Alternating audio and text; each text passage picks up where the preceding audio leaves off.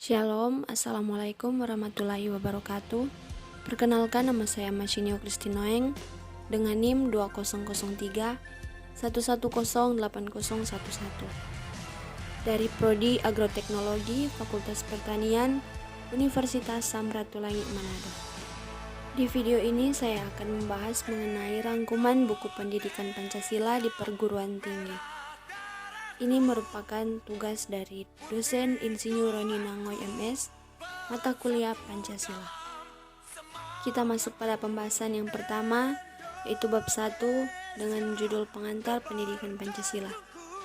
Pengertian mata kuliah pendidikan Pancasila. Mata kuliah pendidikan Pancasila merupakan usaha sadar dan terencana untuk mewujudkan suasana belajar dan proses pembelajaran agar mahasiswa secara aktif mengembangkan potensi dirinya untuk memiliki pengetahuan, kepribadian, dan keahlian sesuai dengan program studinya masing-masing. Selain itu, mahasiswa diharapkan mampu memberikan kontribusi yang konstruktif dalam bermasyarakat, berbangsa, dan bernegara dengan mengacu kepada nilai-nilai Pancasila. Jadi, mata kuliah Pancasila merupakan proses pembelajaran dengan menggunakan pendekatan student-centered learning untuk mengembangkan knowledge, attitude, dan skill mahasiswa sebagai calon pemimpin bangsa dalam membangun jiwa profesionalitasnya sesuai dengan program studinya masing-masing dengan menjadikan nilai-nilai Pancasila sebagai kaidah penentu atau guiding principle sehingga menjadi warga negara yang baik. Pentingnya mata kuliah pendidikan Pancasila. Urgensi pendidikan Pancasila yaitu dapat memperkokoh jiwa kebangsaan mahasiswa sehingga menjadi dorongan pokok atau leitmotif dan bintang penunjuk jalan atau lead star bagi calon pemegang tongkat estafet kepemimpinan bangsa di berbagai bidang dan tingkatan.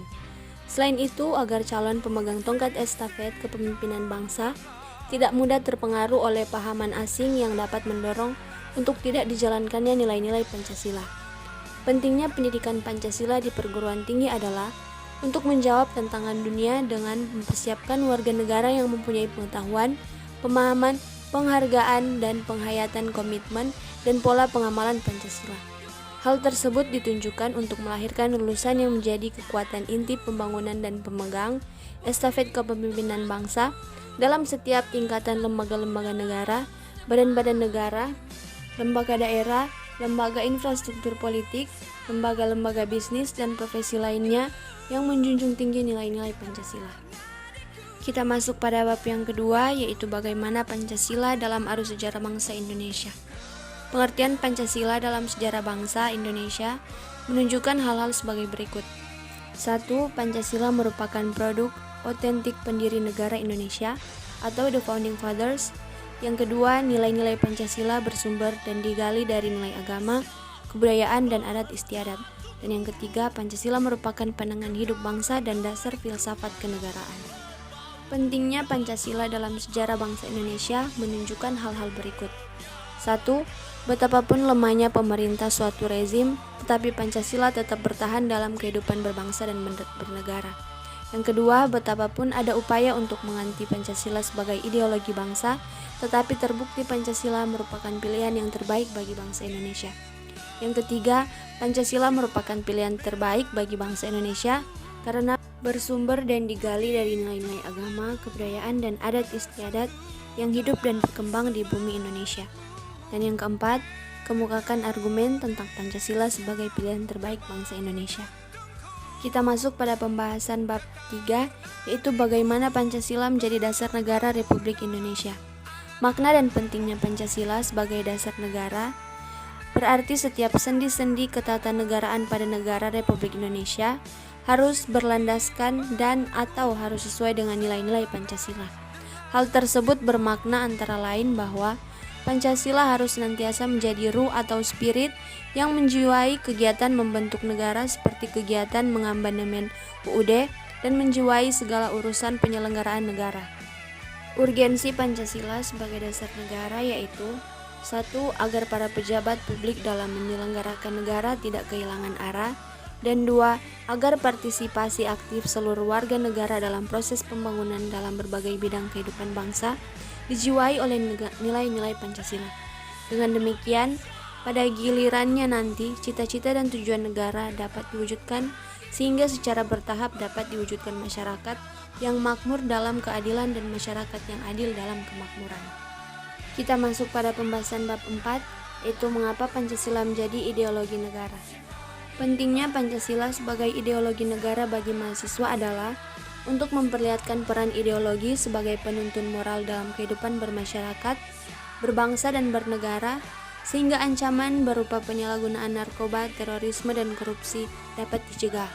Di samping itu, Pancasila sebagai ideologi negara pada hakikatnya mengandung dimensi realitas, idealitas, dan fleksibilitas yang memuat nilai-nilai dasar, cita-cita, dan keterbukaan, sehingga mahasiswa mampu menerima kedudukan Pancasila secara akademis.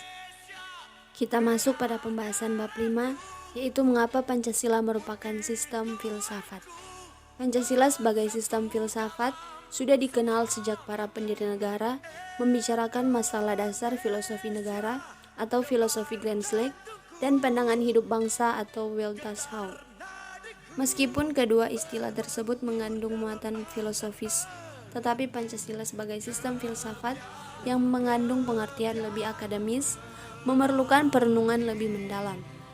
Filsafat Pancasila merupakan istilah yang mengemuka dalam dunia akademis. Ada dua pendekatan yang bermakna dalam pengertian filsafat Pancasila, yaitu Pancasila sebagai genetivus objektivus dan Pancasila sebagai genetivus subjektivus. Kedua pendekatan tersebut saling melengkapi karena yang pertama melekatkan Pancasila sebagai aliran atau objek yang dikaji oleh aliran-aliran filsafat lainnya, sedangkan yang kedua melekatkan Pancasila sebagai subjek yang mengkaji aliran-aliran filsafat lainnya. Pentingnya Pancasila sebagai sistem filsafat ialah agar dapat diberikan pertanggungjawaban rasional dan mendasar mengenai sila-sila dalam Pancasila sebagai prinsip-prinsip politik, agar dapat dijabarkan lebih lanjut sehingga menjadi operasional dalam penyelenggaraan negara, agar dapat membuka dialog dengan berbagai perspektif baru dalam kehidupan berbangsa dan bernegara, dan agar dapat menjadi kerangka evaluasi terhadap segala kegiatan yang bersangkut paut dengan kehidupan bernegara, berbangsa, dan bermasyarakat. Kita masuk pada bab yang ke-6, yaitu bagaimana Pancasila menjadi sistem etika. Pancasila sebagai sistem etika adalah cabang filsafat yang dijabarkan dari sila-sila Pancasila untuk mengatur perilaku kehidupan bermasyarakat, berbangsa, dan bernegara di Indonesia. Oleh karena itu, di dalam etika Pancasila terkandung nilai-nilai ketuhanan, kemanusiaan, persatuan, kerakyatan, dan keadilan. Kelima nilai tersebut membentuk perilaku manusia Indonesia dalam semua aspek kehidupannya. Pentingnya Pancasila sebagai sistem etika bagi bangsa Indonesia ialah menjadi rambu normatif untuk mengatur perilaku kehidupan bermasyarakat, berbangsa, dan bernegara di Indonesia. Dengan demikian, pelanggaran dalam kehidupan bernegara seperti korupsi atau penyalahgunaan kekuasaan dapat diminimalkan. Kita masuk pada bab yang terakhir, yaitu bab 7 dengan judul Mengapa Pancasila menjadi dasar nilai pengembangan ilmu.